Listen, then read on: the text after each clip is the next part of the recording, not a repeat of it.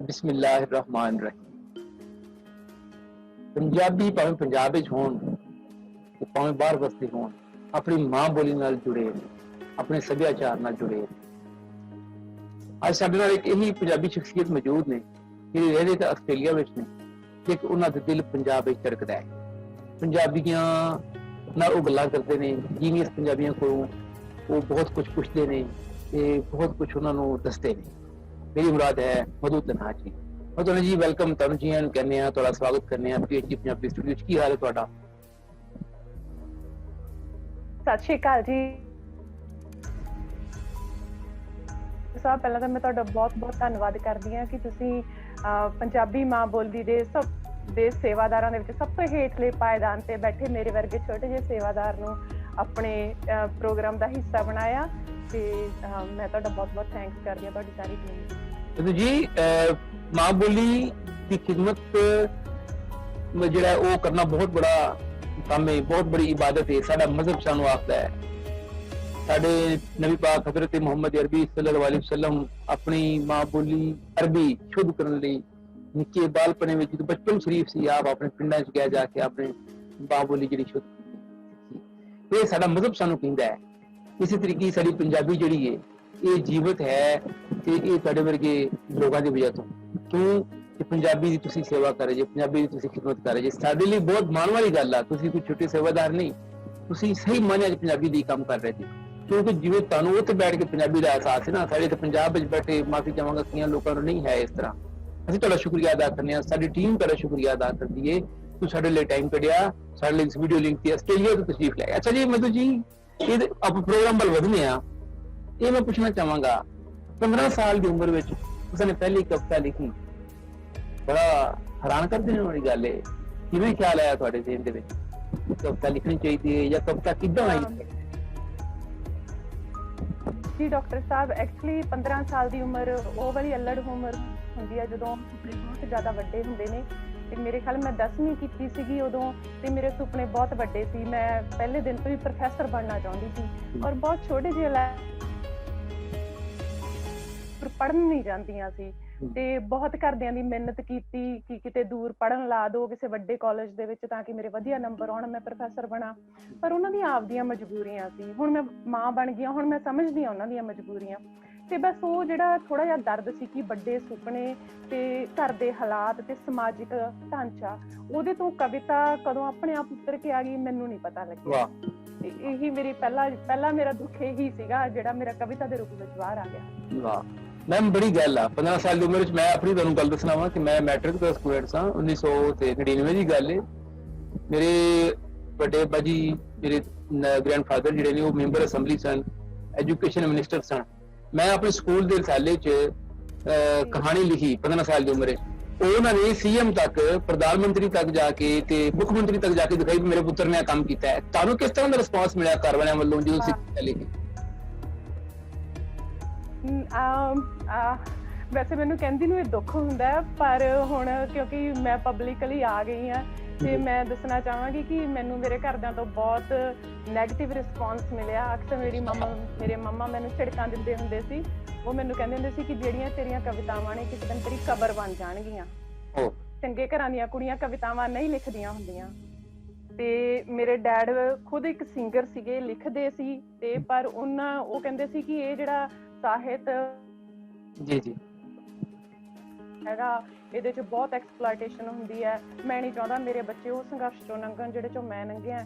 ਤੇ ਇਸ ਲਈ ਮੈਨੂੰ ਕੋਈ ਜ਼ਿਆਦਾ ਹੌਸਲਾ ਨਹੀਂ ਮਿਲਿਆ, ਬਲਕਿ ਮੇਰੀਆਂ ਬਹੁਤ ਸਾਰੀਆਂ ਕਵਿਤਾਵਾਂ ਚੁੱਲ੍ਹੇ ਦੀ ਭੇਟ ਚੜ ਗਈਆਂ। ਬਹੁਤ ਸਾਰੀਆਂ ਕਵਿਤਾਵਾਂ ਜਿਹੜੀਆਂ ਸੀਗੀਆਂ ਉਹ ਪਾੜੀਆਂ ਗਈਆਂ। ਕਈ ਵਾਰੀ ਖਿੱਚ ਕੇ ਮੈਂ ਖੁਦ ਪਾੜ ਦਿੰਦੀ ਸੀ ਜਾਂ ਸਾੜ ਦਿੰਦੀ ਸੀ। ਉਹ ਕੋਈ ਬਾਹਲਾ ਵਧੀਆ ਮਾਹੌਲ ਨਹੀਂ ਸੀ। ਤੇ ਇਹ ਸੀਗਾ ਪਹਿਲਾ ਰਿਸਪੌਂਸ ਮੇਰੀਆਂ ਕਵਿਤਾਵਾਂ ਨੂੰ ਮੇਰੇ ਪਰਿਵਾਰ ਵੱਲੋਂ। हैरान कर देने वाली गल है जी। लेकिन ये आ कि तुझे बादे मुखालिफ से गवरा है उकाब ये चलती है तुझे ऊंचा उड़ाने के लिए। वो जिहड़ियां चीज़ां तुहानूं रखदियां रहियां, उन्हां चीज़ां ने तुहानूं होर लिखण वाल प्रेरिया। ये फिक्री गल है कि इंसान नूं किसी चीज़ तो डकिया जाता है, वो फिर उस पासों का रुझान वैसे ज्यादा हो जाता है। लेकिन ये बहुत अच्छा है कि तुसीं कलम नाल जुड़े जे, किताब नाल जुड़े जे। तुहाडे वर्गे जे नौजवान लोग ने वो कलम किताब नाल जुड़े ने ते बहुत सोहना लिख रहे हैं। मां तकलीफकार ही असल मां बोली का सेवादार हुंदा जी। ਨਾ ਕਿ ਕੋਈ ਮੇਰੇ ਵਰਗਾ मतलब ਜਿਹੜਾ ਬਸ ਬੈਠਾ ਹੈ ਗੱਲਾਂ ਕਰਦਾ ਹੈ, ਸਿਰਫ ਗੱਲਾਂ ਕਰਨ ਦੀ ਹੱਦ ਤੱਕ। ਅੱਛਾ ਮੈਂ ਨਹੀਂ ਡਾਕਟਰ ਸਾਹਿਬ ਇਹ ਤੁਹਾਡਾ ਬੜਾ ਪਤਾ ਇਹ ਤਾਂ ਬਹੁਤ ਸ਼ੁਕਰੀਆ ਮੈਮ। ਅੱਛਾ ਮੈਮ, ਤੁਸੀਂ ਕਵਿਤਾ ਬਾਰੇ ਮੈਂ ਤੁਹਾਡੇ ਵਿਚਾਰ ਸੁਣੇ ਇੱਕ ਚੈਨਲ ਤੇ, ਤੁਸੀਂ ਅਕਸਰ ਮੁਖਤਲਿਫ ਚੈਨਲ ਤੇ ਸਾਨੂੰ ਨਜ਼ਰ ਆਉਂਦੇ ਜੇ। ਕਵਿਤਾ ਤੁਹਾਡੀ ਨਜ਼ਰ ਕੀ ਹੈ, ਇਹ ਕਿਵੇਂ ਹੁੰਦੀ ਹੈ, ਲਿਖੀ ਜਾਂਦੀ ਹੈ ਮੇਜ਼ ਤੇ ਬਹਿ ਕੇ ਜਾਂ ਰੱਬ ਨੂੰ ਆ ਜਾਂਦੀ ਹੈ? ਕਵਿਤਾ ਮੈਂ ਜੇ ਓਨੈਸਟਲੀ ਦੱਸਾਂ ਇਮਾਨਦਾਰੀ ਨਾਲ, ਤੇ ਕਵਿਤਾ ਦਿਲ ਤੇ ਲੱਗੀਆਂ ਠੇਸਾਂ ਹੁੰਦੀਆਂ। ਵਾਹ। ਜਦੋਂ ਤੁਹਾਡੇ ਮਨ ਤੇ ਕੋਈ ਠੇਸ ਲੱਗਦੀ ਹੈ, ਭਾਵੇਂ ਉਹ ਸਮਾਜ ਬੰਨਿਓ ਹੈ, ਤੁਹਾਡੇ ਪਰਿਵਾਰ ਬੰਨਿਓ ਹੈ, ਤੁਹਾਡੀਆਂ ਖੁਦ ਦੀਆਂ ਇੱਛਾਵਾਂ ਬੰਨਿਓ ਹੈ, ਕੋਈ ਕੁਦਰਤ ਬੰਨਿਓ ਹੈ, ਤਾਂ ਜਿਹੜੀ ਹੈਗੀ ਆ ਉਹ ਠੇਸ ਕਦੇ ਕਿਸੇ ਦੀ ਕਹਾਣੀ ਬਣ ਕੇ ਆ ਜਾਂਦੀ ਹੈ, ਕਿਸੇ ਦੀ ਕਵਿਤਾ, ਕਿਸੇ ਦਾ ਨਾਵਲ। ਇਹ ਜਿਹੜਾ ਵੀ ਸਾਹਿਤ ਆਲੇ ਦੁਆਲੇ ਰਚਿਆ ਜਾਂਦਾ ਹੈ, ਇਹ ਸੂਖਮ ਮਨਾਂ ਦੀਆਂ ਠੇਸਾਂ ਨੇ ਜਿਹੜੀਆਂ ਕਲਮ ਦੇ ਜ਼ਰੀਏ ਉਤਰ ਜਾਂਦੀਆਂ ਨੇ। ਤੇ ਇਹ ਖੁਦ ਹੀ ਕੁਦਰਤੀ ਚੋਣ ਦੀ ਉਤਾਰਨ ਲਈ ਇਹ ਬੰਦਾ ਖੁਦ ਬਹਿ ਕੇ ਨਹੀਂ ਲਿਖ ਸਕਦਾ। ਇਹ ਜਦੋਂ ਜਿਹੜਾ ਸੂਖਮ ਮਨ ਜਦੋਂ ਕਿਸੇ ਠੇਸ ਨੂੰ ਦੇਖਦਾ ਹੈ, ਉਹਨੂੰ ਭੁਗਤਦਾ ਹੈ, ਉਹਨੂੰ ਖੁਦ ਜਿਉਂਦਾ ਹੈ ਤੇ ਉਹ ਲਿਖ ਦਿੰਦਾ। ਵਾਹ ਵਾਹ, ਕਿਆ ਬੜੀ ਸੋਹਣੀ ਗੱਲ ਕੀਤੀ ਤੁਸੀਂ ਨੇ ਕਿ ਕਵੀ ਜਿਹੜਾ ਹੁੰਦਾ ਵੇ, ਕਵਿਤਾ ਲਿਖਣ ਵਾਲਾ, ਉਹ ਲਿਖਦਾ ਨਹੀਂ, ਇਹ ਲਿਖਾਈ ਜਾਂਦੀ ਆ। ਉਹਨਾਂ ਦਰਦਾਂ ਦੀ ਰਹੀ, ਉਹਨਾਂ ਕਿਰੜਾਂ ਦੀ ਜਿਹੜੀ ਜ਼ਰੂਰਤ ਪਈਆਂ ਹੁੰਦੀਆਂ ਵਾ, ਕਲਮ ਰਾਹੀਂ ਉਹ ਸਫੇ ਤੇ ਆ ਜਾਂਦੀਆਂ ਵਾ, ਅੱਖਰਾਂ ਦਾ ਬਣਾ ਪੈ ਜਾਂਦਾ। ਵਾਹ ਵਾਹ ਵਾਹ, ਕੀ ਬਾਤ ਹੈ, ਬਹੁਤ ਸੋਹਣਾ। ਅੱਛਾ ਹੁਣ ਮੈਂ ਪੁੱਛਣਾ ਚਾਹਾਂਗਾ, ਇੱਕ ਕਵੀ ਕਵਿਤਾ ਲਿਖਣ ਲਈ ਪੜ੍ਹਨਾ ਕਿੰਨਾ ਕੁ ਜ਼ਰੂਰੀ ਆ? ਮਤਲਬ ਸ਼ਬਦ ਲੈਣ ਲਈ, ਲਫ਼ਜ਼ ਲੈਣ ਲਈ ਸਾਡੇ ਕੋਲ, ਕਿਉਂਕਿ ਹਰ ਲਿਖਣ ਵਾਲੇ ਦੀ ਇੱਕ ਲੁਗਤ ਆ, ਸ਼ਬਦਾਵਲੀ ਆ, ਮਖਸੂਸ ਲਫ਼ਜ਼ ਹੁੰਦੇ ਆ ਉਹਦੇ, ਮਤਲਬ ਉਹ ਇਸ ਤਰ੍ਹਾਂ ਬਾਰ-ਬਾਰ ਲਫ਼ਜ਼ਾਂ ਨੂੰ ਵਰਤਦਾ ਤੇ ਉਹ ਫਿਰ ਲਫ਼ਜ਼ਾਂ ਦੀ ਸਿਆਣ ਬਣ ਜਾਂਦੇ ਆ। ਲਫ਼ਜ਼ਾਂ ਨਾਲ ਬੜਾ ਬੁਰਾ ਤਲਕ ਹੁੰਦਾ ਹੋ ਜਾਂਦਾ, ਬਹੁਤ ਮੋਹ ਪਿਆਰ, ਬਲਕਿ ਲਫ਼ਜ਼ ਦੇ ਵਿੱਚ ਜਿਉਂਦੇ ਆ, ਲਫ਼ਜ਼ਾਂ ਦੇ ਨਾਲ ਸਾਹ ਲੈਂਦੇ ਆ। ਤੁਸੀਂ ਕੀ ਸਮਝਦੇ ਜੀ ਵੀ ਇਹ ਲਫ਼ਜ਼ਾਂ ਦਾ ਜਿਹੜਾ ਤਲਕ ਬਣਾਉਣ ਲਈ ਪੜ੍ਹਨਾ ਕਿੰਨਾ ਕੁ ਜ਼ਰੂਰੀ ਆ? ਮੈਂ ਅਕਸਰ ਇਹ ਗੱਲ ਕਹਿੰਦੀ ਹੁੰਦੀ ਹੈ ਕਿ ਖਰਾਬ ਲੇਖਕ ਬਣਨ ਨਾਲੋਂ ਵਧੀਆ ਪਾੜਾ ਬਣਨਾ ਬਹੁਤ ਜ਼ਿਆਦਾ ਜ਼ਰੂਰੀ ਹੈ। ਵਾਹ। ਤੁਸੀਂ ਲਿਖੋ ਚਾਹੇ ਨਾ ਲਿਖੋ, ਪਰ ਤੁਸੀਂ ਪੜ੍ਹੋ। ਵਾਹ। ਉਨਾ ਪੜ੍ਹੋ ਜਿੰਨਾ ਤੁਸੀਂ ਪੜ੍ਹ ਸਕਦੇ ਹੋ। ਜ਼ਿੰਦਗੀ ਬਹੁਤ ਛੋਟੀ ਹੈ। ਮੈਨੂੰ ਕਿਸੇ ਨੇ ਸਬਕ ਦਿੱਤਾ ਸੀ ਕਿ ਜੇ ਤੁਸੀਂ 4 ਘੰਟੇ ਵੀ ਸੌਵੋਗੇ ਨਾ, ਤਾਂ ਵੀ ਤੁਸੀਂ ਜਿਉਂ ਜਾਓਗੇ, ਤੁਹਾਡੀ ਬੋਡੀ ਉਵੇਂ ਐਡਜਸਟ ਹੋ ਜਾਏਗੀ। ਆਪਣੇ ਸਮੇਂ ਦੇ ਵਿੱਚੋਂ ਪੜ੍ਹਨ ਨੂੰ ਸਮਾਂ ਜ਼ਰੂਰ ਦਿਓ। ਤੇ ਪੜ੍ਹਨਾ ਜਿਹੜਾ ਹੈਗਾ ਉਹ ਸੱਚੀ ਰੂਹ ਦੀ ਖੁਰਾਕ ਹੈ। ਕਿਤਾਬਾਂ ਸੱਚਮੁੱਚ ਸੱਚੇ ਸਾਥੀ ਹੁੰਦੀਆਂ ਨੇ। ਤੇ ਜਿਹੜਾ ਬੰਦਾ ਲਿਖਦਾ ਹੈ ਉਹਦੇ ਲਈ ਤੇ ਪੜ੍ਹਨਾ ਹੋਰ ਵੀ ਜ਼ਰੂਰੀ ਆ, ਕਿਉਂਕਿ ਉਹਨੂੰ ਇਹ ਪਤਾ ਲੱਗ ਜਾਂਦਾ ਕਿ ਕਿਹੜਾ ਸਾਹਿਤ ਪਹਿਲਾਂ ਰਚਿਆ ਜਾ ਚੁੱਕਿਆ ਹੈ, ਕਿਹੜਾ ਅੱਜ ਦੇ ਸਮੇਂ ਸਮਕਾਲੀ ਦੌਰ ਦੇ ਵਿੱਚ ਲਿਖਿਆ ਜਾ ਰਿਹਾ, ਤੇ ਫਿਰ ਉਹ ਭਵਿੱਖ ਬਾਰੇ ਵੀ ਸੋਚ ਸਕਦਾ ਕਿ ਭਵਿੱਖ ਦਾ ਮੂੰਹ ਮਹਾਂਦਰਾ ਕੀ ਹੋਏਗਾ ਸਾਹਿਤ ਦਾ। ਤੇ ਰਹੀ ਗੱਲ ਸ਼ਬਦਾਂ ਦੀ, ਸ਼ਬਦ ਚੋਣ ਮੈਂ ਇਹ ਕਹਿੰਦੀ ਹੈ ਕਿ ਆਪਦੀ ਮਾਤ ਭਾਸ਼ਾ ਦੇ ਜਿਹੜੇ ਠੇਠ ਰੋਜ਼ਮਰਾ ਚ ਆਉਣ ਵਾਲੇ ਸ਼ਬਦਾਂ ਨੂੰ ਵੱਧ ਤੋਂ ਵੱਧ ਵਰਤਿਆ ਜਾਣਾ ਚਾਹੀਦਾ ਹੈ। ਭਾਰੀ ਭਰਕਮ ਸ਼ਬਦ ਲੱਭਣ ਲਈ ਤੁਹਾਨੂੰ ਕਿਤਾਬਾਂ ਜਾਂ ਜਿਹੜੇ ਹੈਗੇ ਆ ਸ਼ਬਦਕੋਸ਼ ਨਹੀਂ ਪੜ੍ਹਨੇ ਚਾਹੀਦੇ, ਕਿਉਂਕਿ ਫਿਰ ਜਿਹੜਾ ਹੈਗਾ ਤੁਸੀਂ ਸ਼ਬਦਾਂ ਦੇ ਗੇੜ ਦੇ ਵਿੱਚ ਗਿਰ ਜਾਂਦੇ ਹੋ, ਤੁਸੀਂ ਖਿਆਲ ਹੈ ਜਿਹੜਾ ਉਹ ਮਾਰ ਦਿੰਦੇ ਹੋ। ਆਪਦੇ ਖਿਆਲ ਨੂੰ ਲਿਖੋ, ਸ਼ਬਦ ਭਾਵੇਂ ਸਾਦੇ ਹੋਣ, ਸਿੰਪਲ ਹੋਣ। ਵਾਕਈ ਮੈਮ ਬਹੁਤ ਪਿਆਰੀ ਗੱਲ ਹੈ ਕਿ ਅਗਰ ਲਫ਼ਜ਼ਾਂ ਦੀ ਅਸੀਂ ਇੱਕ ਮੀਨਾਕਾਰੀ ਸਜਾ ਦਾਂਗੇ, ਥੋੜੀ ਸਜਾਵਟ ਕਰ ਦਾਂਗੇ, ਗੁਲਕਾਰੀਆਂ ਬਣਾ ਦਾਂਗੇ ਲਫ਼ਜ਼ਾਂ ਦੀਆਂ, ਤੇ ਉਹ ਫਿਰ ਜਿਹੜਾ ਪੜ੍ਹਨ ਵਾਲਾ ਹੋਏਗਾ, ਪਾਠਕ ਹੋਏਗਾ, ਉਹ ਲਫ਼ਜ਼ਾਂ ਲਈ ਤਿਆਰ ਰੱਖੇਗਾ, ਖਿਆਲ ਨਾਲ ਨਹੀਂ ਜਾਏਗਾ, ਵਾਂਝਾ ਹੋ ਜਾਏਗਾ ਖਿਆਲ ਤੋਂ। ਅੱਛਾ ਤੁਸੀਂ ਆਸਟ੍ਰੇਲੀਆ ਰਹਿੰਦੇ ਜੀ, ਤੇ ਪੰਜਾਬੀ ਇੱਥੇ ਬੜੇ ਢੇਰ ਸਾਰੇ ਰਹਿੰਦੇ ਨੇ, ਸਾਡੇ ਪੰਜਾਬ ਵਿੱਚ ਵੀ ਲੋਕ ਬੜੇ ਗਏ ਹੋਏ ਨੇ, ਤੁਹਾਡੇ ਪੰਜਾਬ ਵਿੱਚ ਵੀ ਲੋਕ ਗਏ ਹੋਏ ਨੇ। ਤੇ ਇਹ ਪੁੱਛਾਂਗਾ ਵੀ ਇਹ ਜਿਹੜੇ ਪੰਜਾਬੀ ਲੋਕ ਰਹਿੰਦੇ ਨੇ ਬਾਹਰ, ਉੱਥੇ ਇਹ ਮਾਂ ਬੋਲੀ ਨਾਲ ਕਿੰਨਾ ਕੁ ਪਿਆਰ ਕਰਦੇ ਨੇ, ਆਪਣੇ ਸੱਭਿਆਚਾਰ ਨਾਲ ਜੁੜੇ ਨੇ ਹਲੇ ਵੀ ਉਸੇ ਤਰ੍ਹਾਂ? ਆਸਟ੍ਰੇਲੀਆ ਦੇ ਵਿੱਚ ਪੰਜਾਬੀ ਜੀ ਪਿਛਲੇ 10 ਸਾਲਾਂ ਦੇ ਵਿੱਚ ਬਹੁਤ ਜ਼ਿਆਦਾ ਆਏ ਨੇ, ਤੇ ਬਹੁਤ ਮਾਣ ਵਾਲੀ ਗੱਲ ਹੈ ਕਿ ਪੰਜਾਬੀ ਜਿਹੜੀ ਹੈਗੀ ਆ ਆਸਟ੍ਰੇਲੀਆ ਦੇ ਵਿੱਚ ਨੰਬਰ 2 ਤੇ ਬੋਲੀ ਜਾਣ ਵਾਲੀ ਭਾਸ਼ਾ ਬਣ ਗਈ ਹੈ ਬਹੁਤ ਸਾਰੇ ਖਿੱਤਿਆਂ ਦੇ ਵਿੱਚ। ਬਹੁਤ ਸਾਰੇ ਖਿੱਤੇ ਤੇ ਏਰੀਏ ਤੇ ਇਹ ਨੇ ਜਿਹੜੇ ਰੀਜਨਲ ਏਰੀਏ ਜਿਨ੍ਹਾਂ ਦੇ ਵਿੱਚ ਪੰਜਾਬੀ ਪਹਿਲੀ ਭਾਸ਼ਾ ਬਣ ਗਈ ਆ ਬੋਲੀ ਜਾਣ ਵਾਲੀ। ਸਭ ਤੋਂ ਵੱਧ ਲੋਕ ਪੰਜਾਬੀ ਬੋਲਦੇ ਨੇ। ਬਹੁਤ ਸਾਰੇ ਪੰਜਾਬੀ ਦੇ ਸਕੂਲ ਚੱਲ ਰਹੇ ਨੇ, ਬਹੁਤ ਸਾਰੀਆਂ ਸਾਹਿਤਕ ਸੰਸਥਾਵਾਂ ਜਿਹੜੀਆਂ ਨੇ ਹਰ ਸ਼ਹਿਰ ਦੇ ਵਿੱਚ ਵਸੀਆਂ ਹੋਈਆਂ ਨੇ, ਬਹੁਤ ਸਾਰੇ ਸੈਮੀਨਾਰ ਤੇ ਸੱਭਿਆਚਾਰਕ ਪ੍ਰੋਗਰਾਮ ਹੁੰਦੇ ਆ।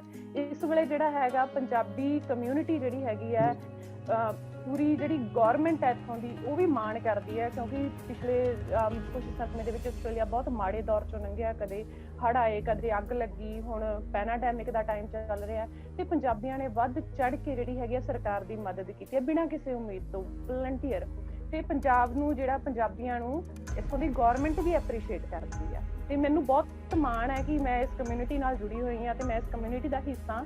ਤੇ ਬਾਕੀ ਆਸਟ੍ਰੇਲੀਆ ਦੇ ਵਿੱਚ ਪੰਜਾਬੀ ਹੋਣਾ ਬਹੁਤ ਮਾਣ ਵਾਲੀ ਗੱਲ ਬਣ ਚੁੱਕੀ ਹੈ ਸਾਡੇ ਲਈ। ਜੀ ਬੜੀ ਗੱਲ ਹੈ, ਪੰਜਾਬੀ ਜਿੱਥੇ ਵੀ ਹੋਣ ਜਗ ਤੇ ਇਹ ਮਿਹਨਤੀ ਹੁੰਦੇ ਨੇ, ਪੰਜਾਬੀ ਜ਼ਹੀਨ ਹੁੰਦੇ ਨੇ, ਸਾਨੂੰ ਪੰਜਾਬੀ ਹੋਣ ਤੇ ਫਖਰ ਹੈ। ਅਸੀਂ ਇਸ ਧਰਤੀ ਦੇ ਪੁੱਤਰ ਹਾਂ। ਹਾਂਜੀ, ਸਾਡੇ ਲਈ ਬਹੁਤ ਮਾਣ ਵਾਲੀ ਗੱਲ ਹੈ ਤੇ ਬੜੀ ਗੱਲ ਹੈ ਕਿ ਪੰਜਾਬੀ ਆਪਣੇ ਸੱਭਿਆਚਾਰ ਨਾਲ ਜੁੜੇ ਨੇ। ਬਹੁਤ ਬੜੀ ਗੱਲ ਹੈ, ਪੰਜਾਬੀ ਆਪਣੀ ਮਾਂ ਬੋਲੀ ਨਾਲ ਪਿਆਰ ਕਰਦੇ ਨੇ। ਅੱਛਾ, ਪੰਜਾਬੀ ਸੱਤ ਮੈਲਬੌਰਨ ਜਿਹੜੀ ਹੈ, ਇਹ ਤਨਜ਼ੀਮ ਬਾਰੇ ਕੁਝ ਦੱਸੋ। ਇਹ ਮੈਂ ਅਕਸਰ ਪ੍ਰੋਗਰਾਮ ਦੇਖਣਾ ਵਾ, ਬੜੇ ਪ੍ਰੋਗਰਾਮ ਕਰਵਾਉਂਦੇ ਨੇ ਸੋਸ਼ਲ ਮੀਡੀਆ ਤੇ, ਇਸ ਬਾਰੇ ਕੁਝ ਥੋੜਾ ਜਿਹਾ ਦੱਸੋ, ਤੁਸੀਂ ਦਾ ਹਿੱਸਾ ਹੋ।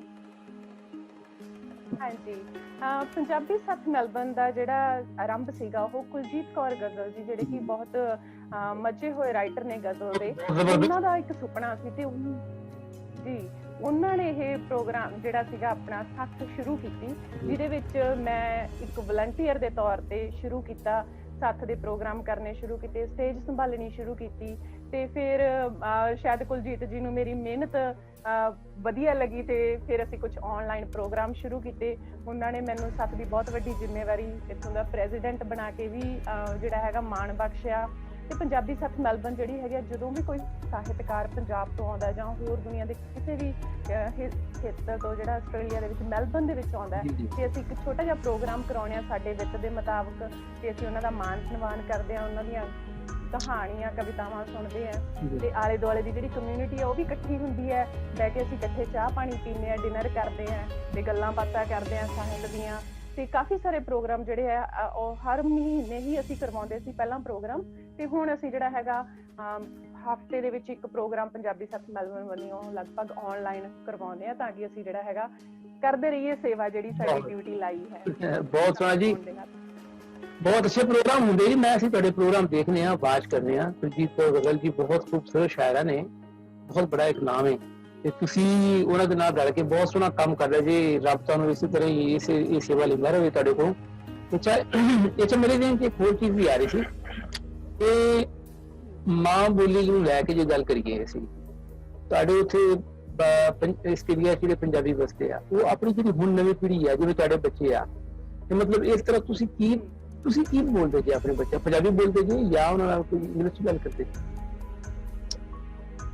ਮੈਂ ਤੁਹਾਨੂੰ ਦੱਸਦੀ ਹਾਂ ਜੀ, ਇੱਥੋਂ ਦੇ ਸਾਰਿਆਂ ਤੋਂ ਵਧੀਆ ਗੱਲ ਜਿਹੜੀ ਇੱਥੋਂ ਦੇ ਸਕੂਲਾਂ ਦੀ ਮੈਨੂੰ ਲੱਗਦੀ ਹੈ, ਉਹ ਖੁਦ ਤੁਹਾਨੂੰ ਜਦੋਂ ਤੁਹਾਡਾ ਬੱਚਾ ਕਿੰਡਰ ਦੇ ਵਿੱਚ ਜਾਂਦਾ ਹੈ, ਉਹ ਤੁਹਾਨੂੰ ਖੁਦ ਕਹਿੰਦੇ ਆ ਕਿ ਤੁਹਾਡੇ ਬੱਚੇ ਨੇ ਅੰਗਰੇਜ਼ੀ ਤਾਂ ਸਿੱਖ ਜਾਣੀ ਹੈ, ਤੁਸੀਂ ਆਪਦੇ ਘਰੇ ਜ਼ਰੂਰ ਪੰਜਾਬੀ ਬੋਲਣੀ ਹੈ, ਤੁਹਾਡੀ ਆਪਦੀ ਮਾਤ ਭਾਸ਼ਾ ਬੋਲਣੀ। ਜੋ ਕਿਸੇ ਵੀ ਭਾਸ਼ਾ ਦਾ ਬੱਚਾ ਜਾਂਦਾ ਹੈ, ਉਹ ਪਹਿਲੀ ਇਨਸਟਰਕਸ਼ਨ ਇਹ ਦਿੰਦੇ ਆ ਕਿ ਤੁਸੀਂ ਆਪਦੇ ਬੱਚੇ ਨਾਲ ਅੰਗਰੇਜ਼ੀ ਨਾ ਬੋਲੋ, ਤੁਸੀਂ ਉਹ ਬੋਲੋ ਜੋ ਤੁਸੀਂ ਬੋਲਦੇ ਹੋ।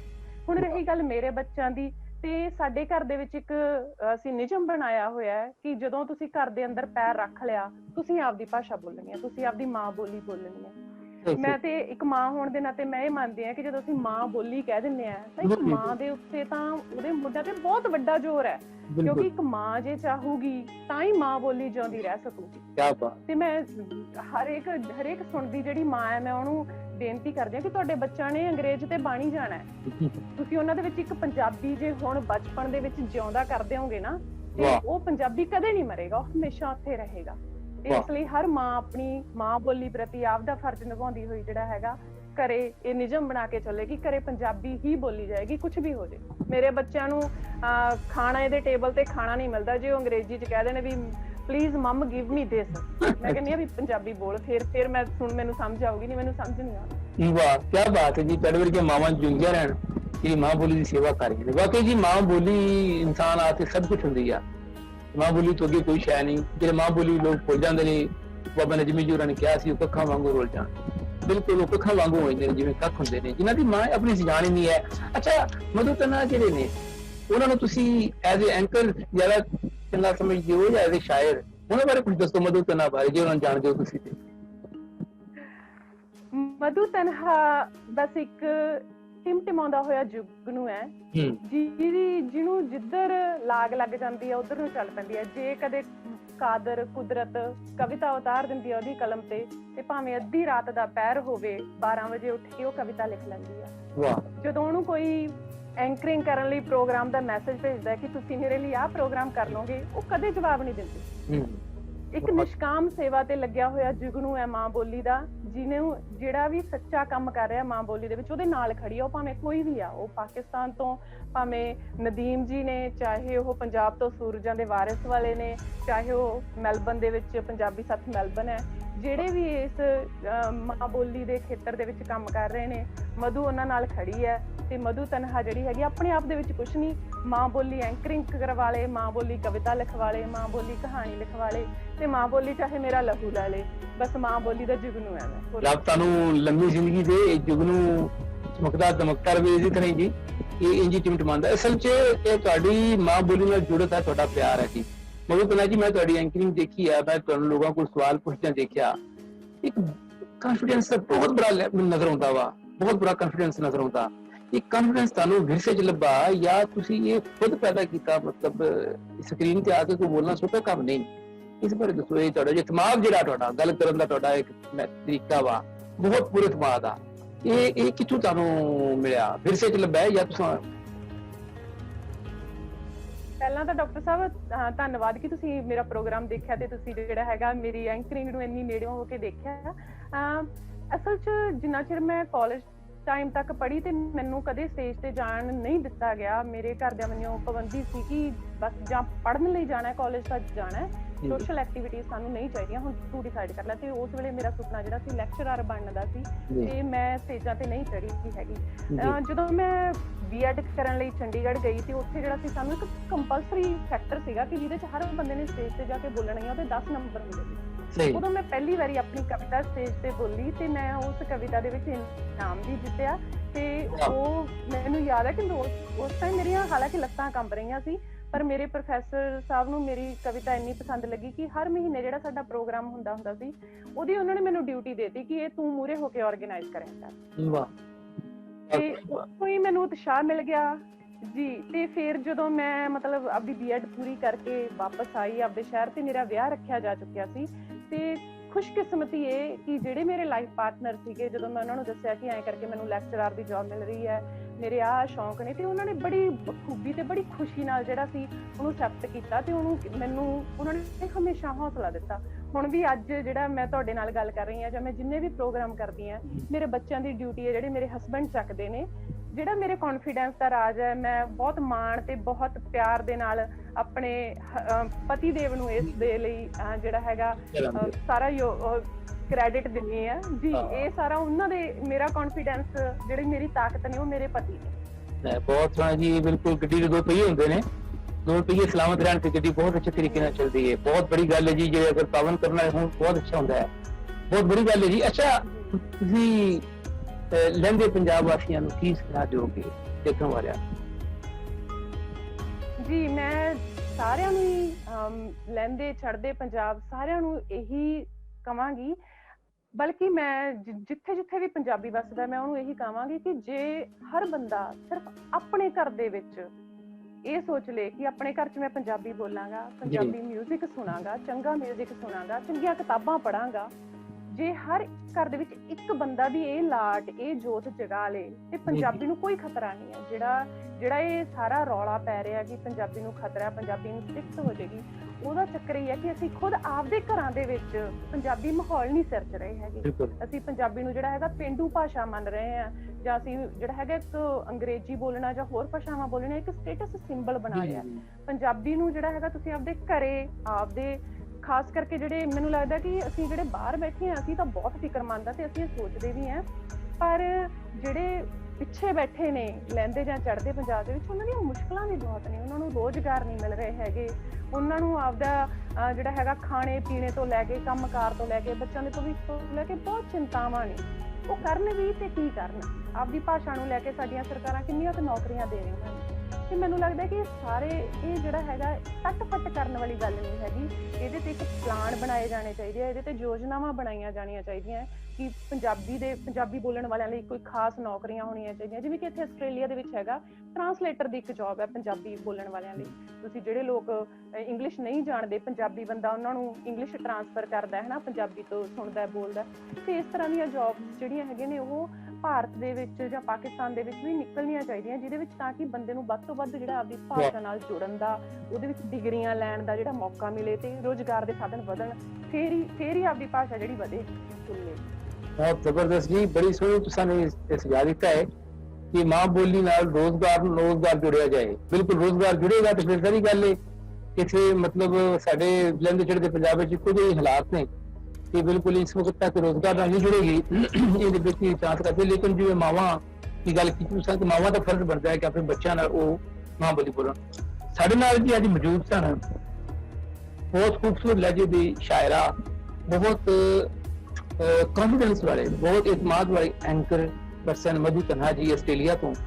साडी सारी टीम मधु जी तुहाडा धन्नवाद करदी है, तुहाडा शुक्रिया अदा करदी है, तुसीं साडे लई टाइम कढिया, तुसीं स्पैशल साडे लई है। साडे बहुत चंगे भाग ने, समझ बड़ी खुशी महसूस हो रही है कि ਅਸੀਂ ਤੁਹਾਡੇ ਨਾਲ ਗੱਲ ਕਰ ਰਹੇ ਹਾਂ। ਅਸੀਂ ਤੁਹਾਡੇ ਪ੍ਰੋਗਰਾਮ ਦੇਖੇ, ਸਾਡੀ ਟੀਮ ਨੇ ਡਿਸਾਈਡ ਕੀਤਾ ਕਿ ਤੁਹਾਡੇ ਨਾਲ ਗੱਲ ਜ਼ਰੂਰ ਕਰਨੀ ਚਾਹੀਦੀ ਹੈ, ਕਿਉਂਕਿ ਤੁਸੀਂ ਪੰਜਾਬ ਦੀ ਗੱਲ ਕਰਦੇ ਜੀ, ਪੰਜਾਬੀਅਤ ਦੀ ਗੱਲ ਕਰਦੇ ਜੀ, ਪੰਜਾਬੀ ਸੱਭਿਆਚਾਰ ਦੀ ਗੱਲ ਕਰਦੇ ਜੀ, ਪੰਜਾਬੀ ਆਉਣ ਵਾਲੀ ਨਵੀਂ ਪੀੜ੍ਹੀ ਦੇ ਮੁਸਤਕਬਲ ਬਾਰੇ ਤੁਸੀਂ ਪਰੇਸ਼ਾਨ ਰਹਿੰਦੇ ਜੇ, ਤੁਸੀਂ ਸੋਚਦੇ ਜੇ, ਫਿਕਰਮੰਦ ਹੁੰਦੇ ਜੇ। ਅਸੀਂ ਚਾਹੁੰਦੇ ਹਾਂ ਤੁਸੀਂ ਸਾਡੇ ਨਾਲ ਸਾਡੀਆਂ ਗੱਲਾਂ ਸਾਂਝੀਆਂ ਕਰੋ। ਸਾਨੂੰ ਬਹੁਤ ਚੰਗਾ ਲੱਗਾ ਤੁਹਾਡੇ ਨਾਲ ਗੱਲ ਕਰਕੇ। ਅਸੀਂ ਸਾਰੀ ਟੀਮ ਤੁਹਾਡਾ ਸ਼ੁਕਰੀਆ ਅਦਾ ਕਰਦੇ ਹਾਂ। ਡਾਕਟਰ ਗੁਰਬਖਸ਼ ਬੁਖਾਰੀ, ਤੁਹਾਡਾ ਤੇ ਤੁਹਾਡੀ ਮੈਂ ਤੁਹਾਡਾ ਸਾਰਿਆਂ ਦਾ ਬਹੁਤ-ਬਹੁਤ ਧੰਨਵਾਦ ਕਰਦੀ ਹਾਂ ਜੀ, ਤੁਹਾਡੀ ਸਾਰੀ ਟੀਮ ਦਾ। ਜੀ ਜੀ ਬਹੁਤ ਮਿਹਰਬਾਨੀ, ਤੁਹਾਡਾ ਸ਼ੁਕਰੀਆ ਜੀ। ਡਾਕਟਰ ਗੁਰਬਖਸ਼ ਪੰਜਾਬ ਪਾਕਿਸਤਾਨ ਤੋਂ ਇਜਾਜ਼ਤ ਦਿਓ। ਅੱਲਾ ਨੇ ਚਾਹਿਆ ਕਿਸੇ ਹੋਰ ਪ੍ਰੋਗਰਾਮ ਵਿੱਚ ਕਿਸੇ ਹੋਰ ਜੀਐਸ ਪੰਜਾਬੀ ਨੂੰ ਲੈ ਕੇ ਤੁਹਾਡੀ ਖਿਦਮਤ ਵਿੱਚ ਹਾਜ਼ਰ ਹੋਵਾਂਗੇ। ਰੱਬ ਰਾਖਾ।